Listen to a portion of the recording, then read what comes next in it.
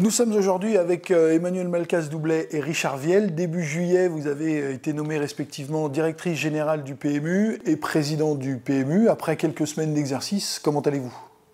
Alors je vais extrêmement bien, je pense que Richard aussi, mais je le laisserai parler. Je suis déjà très fière et très honorée d'avoir pris la direction générale du PMU début juillet. C'est une entreprise à laquelle je suis profondément attachée, que je connais depuis maintenant plus de 7 ans, et où il y a de beaux défis à relever avec l'ensemble des collaborateurs et le tout pour nos clients.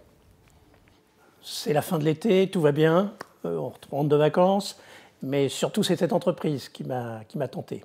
Alors elle m'a tenté pourquoi ? Parce que finalement, c'est au cœur d'un écosystème global qui regroupe à la fois les propriétaires, les éleveurs, les chevaux, les parieurs, et au milieu de ça, cette entreprise qui est le PMU, qui doit bien sûr aider et contribuer à cette filière. On reviendra plus en détail avec vous tout à l'heure sur tout ça, justement, mais je vais me tourner vers Emmanuelle. Vous avez donc été nommée début juillet directrice générale du PMU. Lorsque la presse a annoncé cette nomination, elle s'est focalisée sur le fait que vous étiez la première femme à occuper ce poste.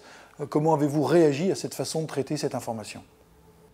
Alors, pour être transparente avec vous, le fait que je sois une femme est un peu un non-sujet pour moi. J'aurais pu être un homme, c'est la même chose.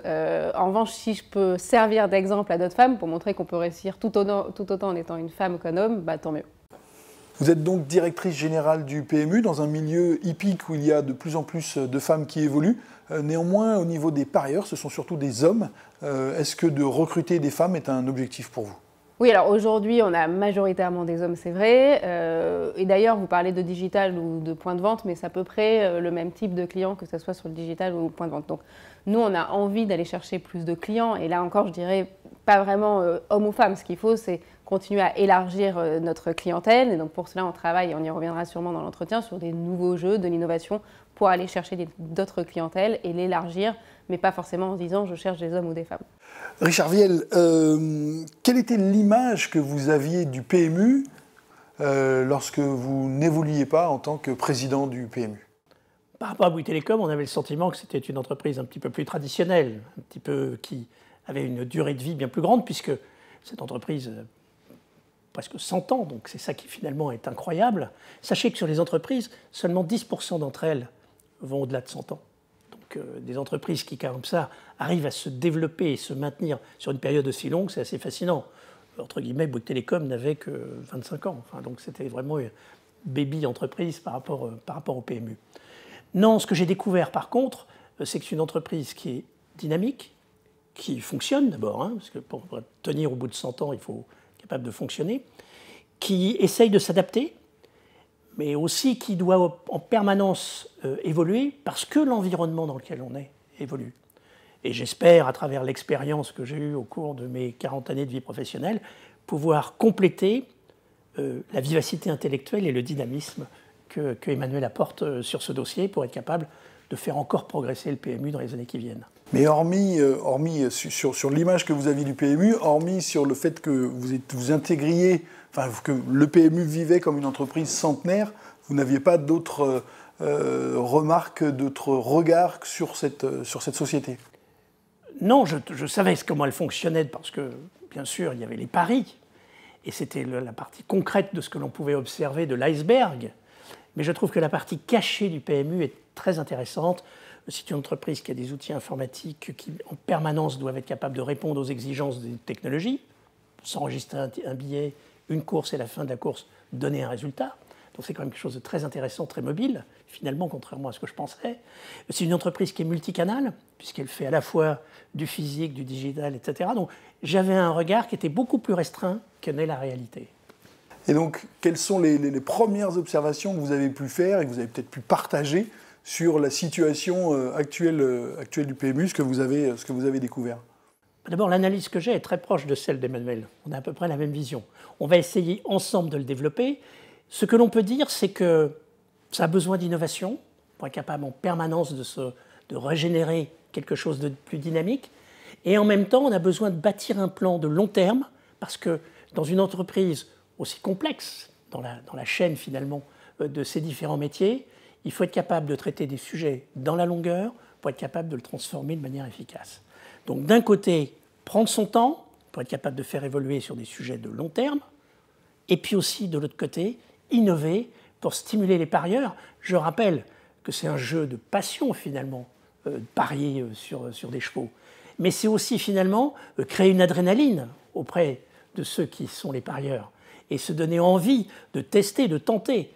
À nous de continuer à leur donner cette envie. Et après cette prise de fonction, quels sont les premiers objectifs que vous aimeriez atteindre dans les prochaines semaines ou dans les prochains mois? Alors déjà, la bonne nouvelle, c'est que le PMU est en croissance. On est en croissance cette année. Si on regarde le premier semestre, on est en croissance par rapport à 2021, mais qui était une année particulière, touchée par le Covid, mais aussi en croissance par rapport à 2019.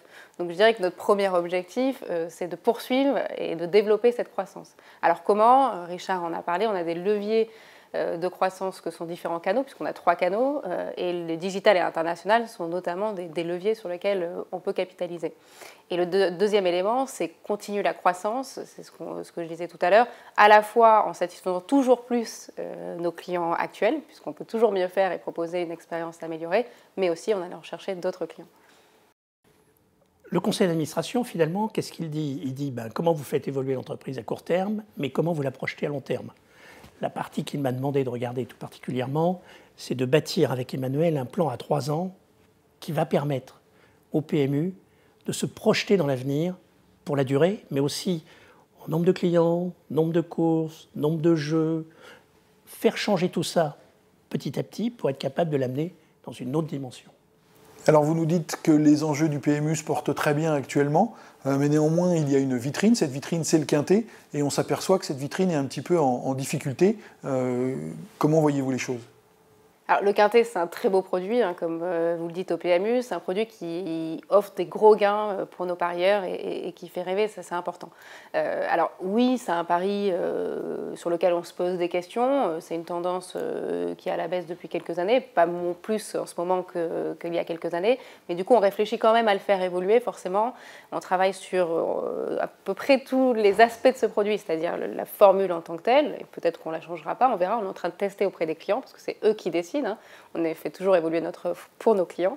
Mais on regarde aussi les supports du Quintet, les courses, comment on rend des courses plus attractives avec potentiellement des gains plus élevés, la distribution du Quintet, donc comment on l'expose à nos clients, mais aussi la médiatisation. Donc voilà, on travaille sur beaucoup de leviers qu'on est en train de tester. Donc il est trop tôt pour vous en dire un peu plus, mais ce qu'on peut vous dire, c'est qu'on a des études sur ce sujet. Et dans les études, est-ce que vous avez des études qui vous expliquent un peu, qui vous permettent de comprendre pourquoi les parieurs se détournent un petit peu du Quintet? On entend beaucoup dans les points de vente, le Quintet, ça ne paye plus. Est-ce que c'est ça majoritairement là-dessus qu'il faut arriver à convaincre les parieurs? En fait, le sujet du Quintet, c'est que c'est des clientèles différentes. C'est qu'il y a à la fois des turfistes et des occasionnels. Donc il y en a qui préfèrent avoir une fréquence de gains élevée et d'autres des gains élevés, mais quitte à gagner moins souvent. Donc c'est ça qui est difficile à trouver au sein du Quintet, c'est qu'il y a des demandes différentes et que vous connaissez bien le principe du PMU, c'est que c'est du mutuel. Et donc c'est bien des masses qu'il faut partager, et donc il faut trouver le juste équilibre entre des attentes clients pas toujours alignées.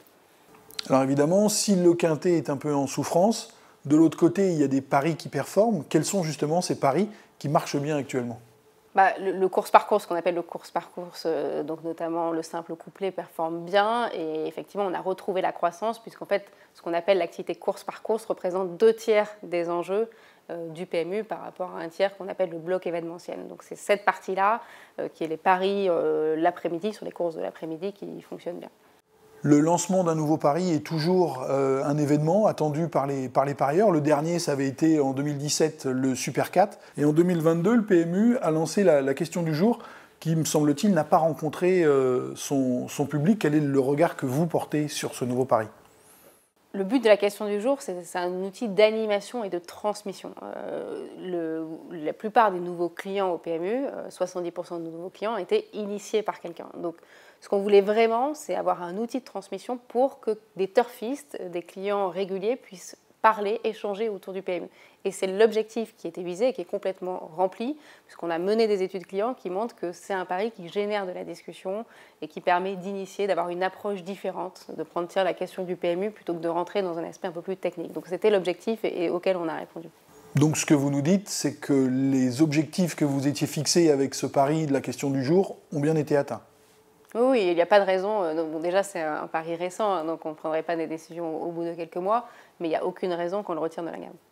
Au rayon des satisfactions, il doit y avoir les boosters qui ont été lancés au mois de mai, qui semblent avoir très bien été accueillis par les parieurs.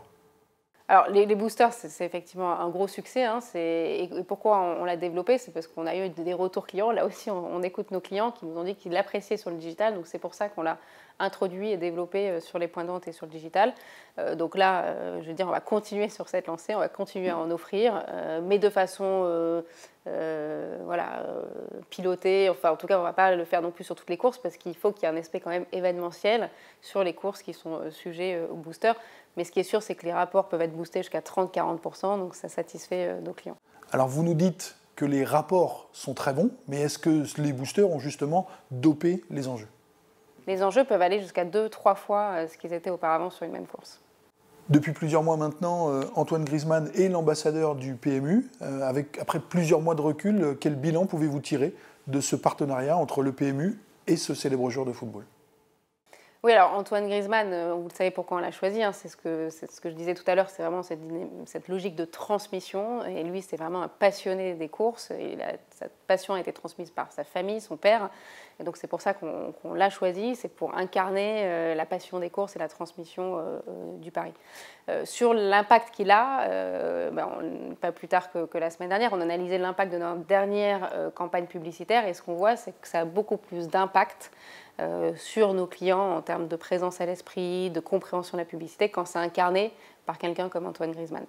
Et l'autre élément, c'est que dès qu'il poste ou qu'il relaie des informations du PMU, comme il a des millions et des millions de followers, ça a un impact plus fort que quand c'est le PMU qui le fait. Alors, le sport hippique a aussi ses vedettes qui ne sont pas notoirement connues comme Antoine Griezmann, mais est-ce qu'un jour, on peut imaginer que ce soit une vedette du monde des courses qui soit ambassadeur du pari hippique et du PMU? 3000 ans avant Jésus-Christ avaient démarré finalement les premières courses hippiques. L'apogée des courses hippiques a existé dans des hippodromes avec 350 000 personnes à l'époque romaine, avec des stars. Des stars quand c'était des drivers, des stars quand c'était des entraîneurs, et des stars à travers des chevaux. Tout ça pour dire que ça a existé et ça s'est un peu atténué. À nous de regarder maintenant comment on va stariser les chevaux, les jockeys, les entraîneurs, les propriétaires, comment finalement l'ensemble de l'écosystème peut se redorer quelque part face à la médiatisation qu'il y a aujourd'hui sur la starisation d'un certain nombre de domaines. Sera-t-il facile qu'une vedette du monde des courses incarne le pari hippique? Je crois qu'on peut faire mieux que ce qu'on fait aujourd'hui, avec certitude. Donc, quelque part, c'est quelque chose qu'on va regarder comment le faire. Oui. Ces derniers mois, on a beaucoup entendu parler du lancement d'un jeu vertical. Il y a eu des tentatives par le passé qui n'ont pas toujours très bien fonctionné. Mais il y a toujours des parieurs qui réclament ce jeu vertical. Où en sommes-nous de ce projet? Est-ce qu'un jeu vertical pourrait voir le jour prochainement? C'est possible qu'un jeu vertical effectivement voit le jour. Ça sera en 2023, donc on en reparlera en temps voulu. Mais comme vous le dites vous-même, c'est quelque chose qui est très demandé, notamment par nos turfistes. Et donc on a souhaité répondre à leurs attentes et en calibrant le pari un peu différemment de ce qu'il avait été fait dans le passé. Et comme pour la question du jour, que vous n'avez lancé que sur le digital, est-ce que ce nouveau pari hippique sera lancé dans un premier temps sur le digital avant d'être disponible dans le réseau de points de vente?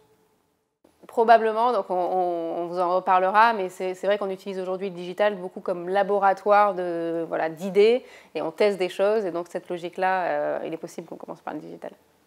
À quoi doivent s'attendre les parieurs, que ce soit en termes de nouveaux paris, que ce soit en termes d'opérations, que ce soit dans les points de vente, tout ça dans les prochaines semaines?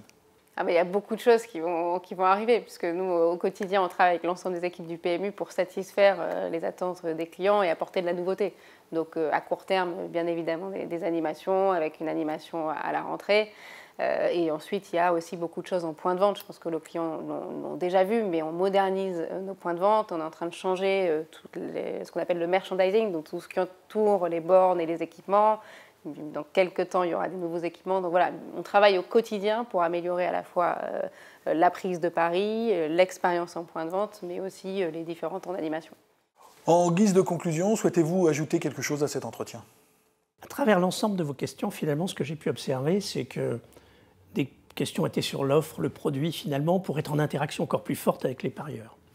Et je ne peux que vous remercier, puisque vous n'arrêtez pas de nous démontrer qu'on teste des choses qui marchent plus ou moins bien, il faut le reconnaître, mais qui, en final, permettent aussi d'apprendre de l'évolution de nos parieurs et d'être capable, demain, d'élargir notre scope. Par définition, on veut plus de clients demain, plus de parieurs, et donc, de ce fait, pour avoir plus de parieurs, notre offre va s'enrichir. Elle va s'enrichir soit par un ajustement des offres existantes, Emmanuel en a parlé, soit par des nouvelles technologies qui vont nous permettre de le faire.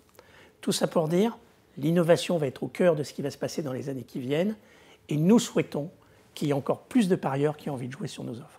Pour compléter ce que dit Richard, et notamment sa dernière phrase, aujourd'hui on est au sein du pari hippique, mais on a des nouveautés qui vont venir autour du jeu hippique. Et là, il est encore un peu trop tôt pour vous en dire plus. Eh ben, on suivra ça attentivement. Merci à tous les deux d'être venus répondre à nos questions et à bientôt. Merci. Merci.